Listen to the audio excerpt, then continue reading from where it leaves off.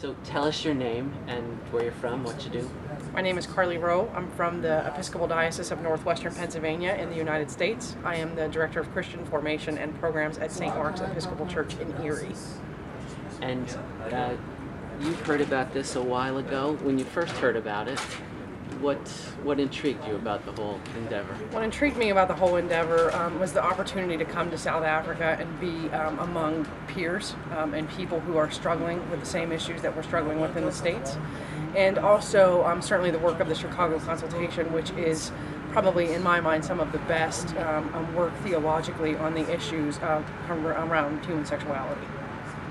What has it been like for you as an American to be here? I mean, have you had conversations with Africans that have just been eye-opening or surprising or whatever?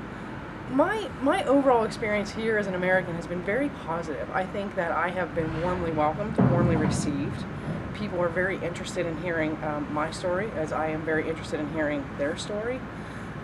What is surprising to me still, even so many years into the dialogue about human sexuality, is how different a place we are all still in.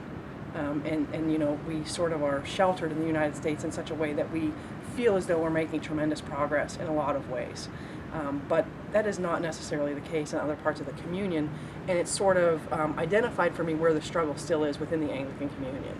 Well, along those lines, the Secretary of CAPA made a presentation yesterday that spoke about how some Africans view what the Episcopal Church has done, and painted it in a pretty negative light. What was your response to Grace's presentation?